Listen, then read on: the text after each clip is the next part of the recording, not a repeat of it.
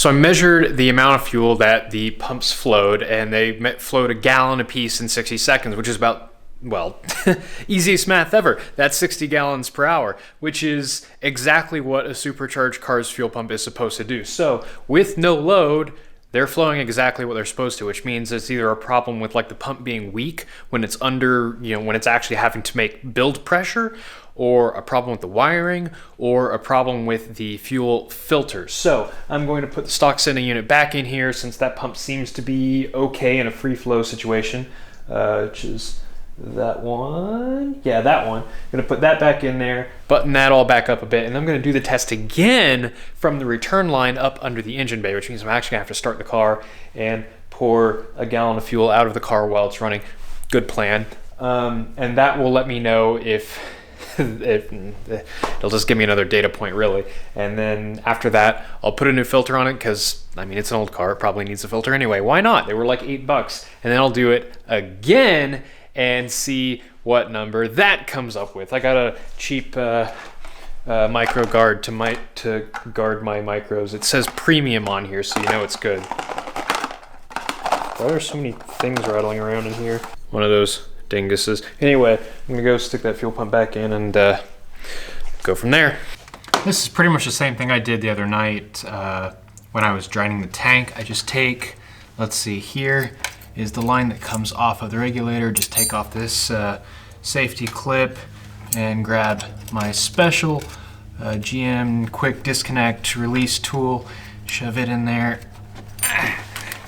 and off it comes. Okay, that kind of just went everywhere. Now I take an appropriate sized piece of rubber hose, slip it over there, and that'll go in my bucket. Connection is a go, bucket is a go. I'm gonna grab my phone stopwatch and see what 60 seconds of having to force 40 whatever PSI through the regulator does for my bucket. I've still got the other bucket back over there with 1 gallon in it, so I can compare the level to this bucket with however much this is, and if it's a gallon after 60 seconds, then I have no problem, and everything's a lie.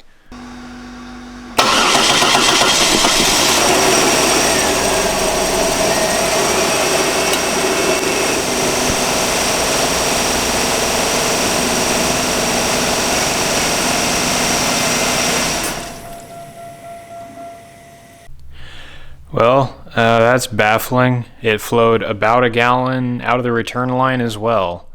So it's not having any trouble making pressure. So loaded and unloaded flow rates are pretty much the same, and they're both what they're supposed to be, yet I'm still running out of fuel somehow. This is something.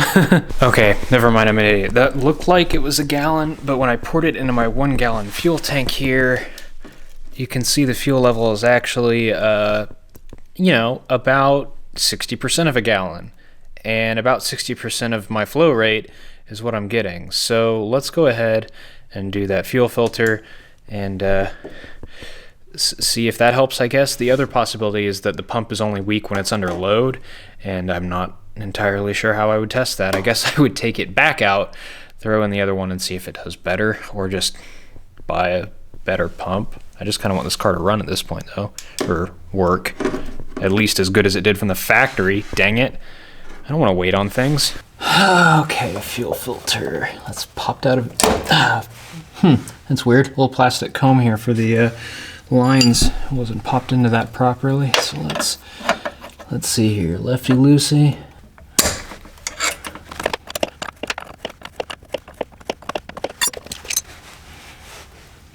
Is this gonna siphon fuel out of the tank?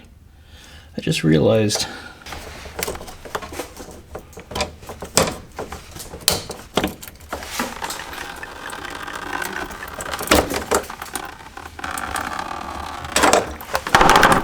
Ugh.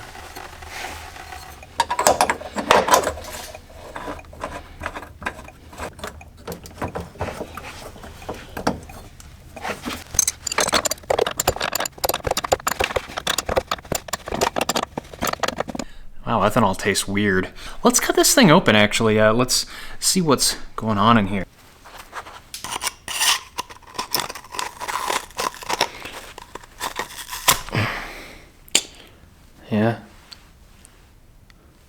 Pretty gross in there, though. Oh, I can't see that.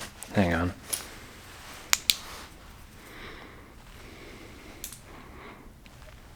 Just some gross, dirty paper. Very enlightening. Let's make sure that my new filter doesn't leak, and then get this thing set back down on the ground. I'll put the trunk back together, and I guess we'll go for a drive and see... oh, no, we'll do another flow test. That's what we'll do. Get this on the ground, do another flow test. See if the results are different. Okay, there's the results of 60 seconds of run time. I'm going to empty my 1 gallon fuel canister into here and see if the level's any higher on that one. I don't know. It's a little better, but not by a ton. You can see the fuel level is actually, I'm not quite sure what to make of it. Dang it. I need a smoking gun here.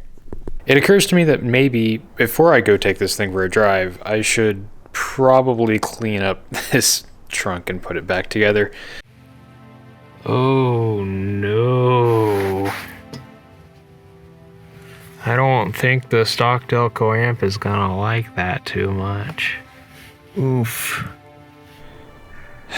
Yeah, so if anybody has a lead on a couple of wiring pigtails and stock speakers for Buick Park Avenue Ultra, hit me up. I would like a pair. Oh man, look at this hot garbage. They work. They're Boss Onyx 800 watt, and not only do they supposedly work with 800 watts, it seems like they require that much. These things work, but they're just incredibly quiet and trash without more power than I have at the moment to run them with. So these little $40 piles of trash are going right here. Yeah, that's a good home for those. Maybe they should go over there instead.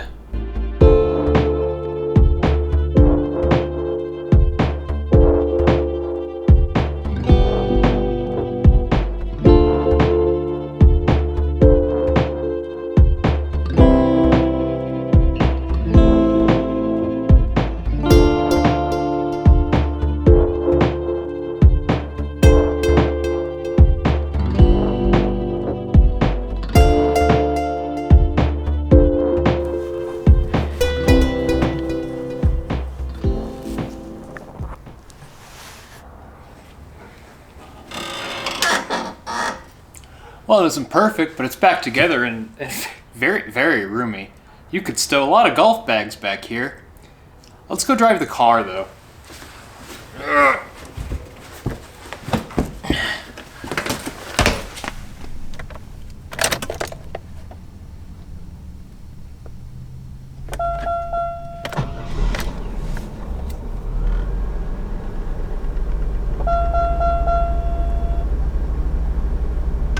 Well, I have some pretty good news. After replacing the fuel filter, I did a fuel flow test again. I actually don't remember if I recorded it or not, but it didn't seem a whole lot better. But getting out and driving the car, it doesn't go lean anymore. It just works like it should. We were really thrown off by the fact that the amount that it seemed to be getting restricted matched up with where the flow rate would drop off on a naturally aspirated fuel pump. You know, that I guess was just a real big coincidence. But now the car runs great, which means I can now do this.